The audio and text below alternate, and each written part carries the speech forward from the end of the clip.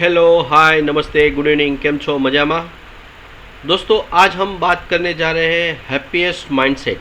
ये जो आईपीओ आ रहा है, ये आईपीओ के बारे में थोड़ी इन्फॉर्मेशन लेने की कोशिश करेंगे। तो बेसिकली क्या है ये कंपनी और क्या है कंपनी की प्रोफाइल, उसके बारे में अगर बात करें तो ये कंपनी की शुरुआत हुई थी 2011 में। बेंगलोर बेस्ड ये एक कंपनी है जो आईटी सर्विसेज प्रोवाइड करती है। अगर इसका बिज़नेस की हम कैटेगरी देखें, मतलब ये कौन कौन से बिज़नेस करती है, उसके बारे में अगर हम बात करें तो सबसे पहला इसका जो बिज़नेस है सेगमेंट है वो है डिजिटल बिजनेस सर्विसेज, डीबीएस को नाम से जिसको जाना जाता है। एक्चुअली ये डीबीएस का मतलब क्या है कि जो टेक्नोलॉजी है उसका यूटिलाइजेशन करके, उसका उपयोग करके वो बिजनेस मॉडल्स डेवलप करती है ताकि वो कस्टमर्स को बेस्ट सर्विसेज प्रोवाइड कर सके और जो कंपनी के लिए ये लोग काम करते हैं उनका ऑपरेशंस, जो कोर ऑपरेशंस है उसके अंदर उनको स्ट्रेंथ मिले। तो ये है इसका सबसे पहला सेगमेंट। दूसरा सेगमेंट है इसका प्रोडक्ट इंजीनियरिंग सर्विसेज, जिसको पीईएस के नाम से जाना जाता है। उसका मतलब ये है कि सबसे पहले एक कॉन्सेप्ट आता है, उस कॉन्सेप्ट को वो कन्विंस करते हैं। उसके बाद कंसीव करने के बाद उस प्रोडक्ट में क्या क्या हो सकता है उसके रिगार्डिंग उसका पूरा डिज़ाइनिंग का काम होता है। वंस ये डिज़ाइनिंग का काम कंप्लीट होने के बाद उसको डेवलपमेंट किया जाता है, फिर उसका टेस्टिंग होता है और फिर उसके बाद उसको रिलीज़ किया जाता है। और उसके बाद अगर कोई चेंजेस किया करना पड़े तो वो चेंजेस किया जाता है। ये पूरा इस सेगमेंट में आता है। और थर्ड है इसका infrastructure and management security services, मतलब जिस कंपनी के लिए ये लोग काम करते हैं उस कंपनी का जो भी प्रोडक्ट इन्होंने डेवलप किया है उस सिस्टम के अंदर अगर कोई भी प्रॉब्लम आती है, मतलब आईटी रिलेटेड कोई भी प्रॉब्लम आती है तो उसको ये बेसिकली रिपेयर करते हैं, उनको प्रोटेक्ट करते हैं। तो ये थी सबसे पहला इसका बिजनेस मॉडल की बात।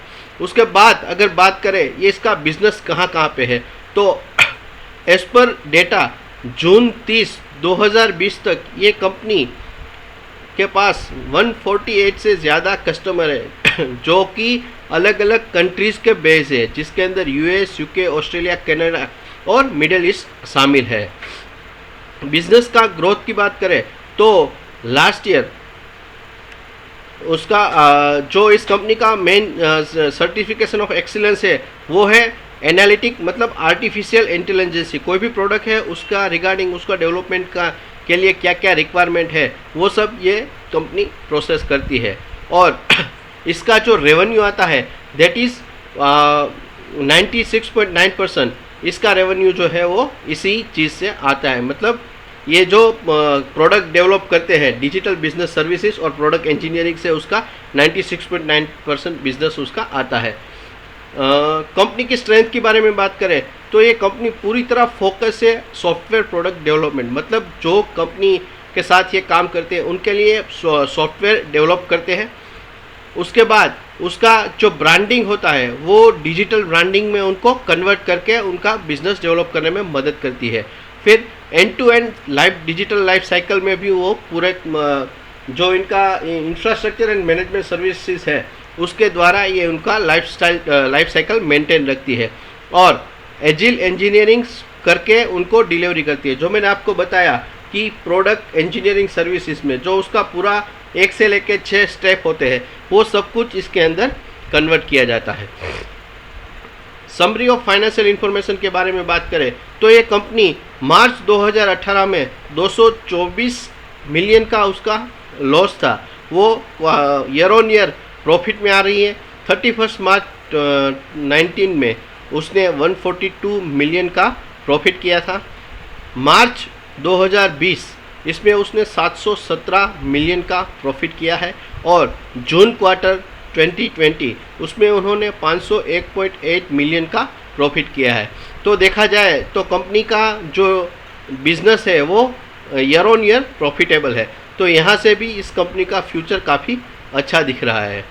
आईपीओ की डिटेल के बारे में बात करें तो बेसिकली ये एक बुक बिल्डिंग इश्यू है और इसकी डेट है 7 सितंबर 2020 टू 19 सितंबर 2020।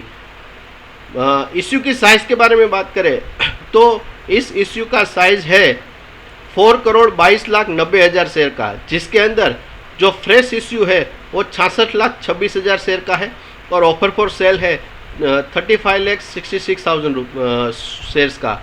इसके फेस वैल्यू की बात करें तो इसकी फेस वैल्यू ₹2 है और आईपीओ का प्राइस बैंड जो रखा गया है वो 165 से लेकर 166 का प्राइस बैंड है। मार्केट लॉट इसका 90 शेयर का है, मतलब हमको अगर अप्लाई करना है तो हम मिनिमम 90 शेयर्स के लिए इसका एप्लीकेशन कर सकते हैं और इसका लिस्टिंग जो है वो बीएसई और एनएसई में होगा। आईपीओ का टाइम टेबल अगर देखें, मतलब क्या प्रोसेस रहेगी, तो 7 तारीख को आईपीओ शुरू होगा, 9 तारीख को ख़त्म होगा।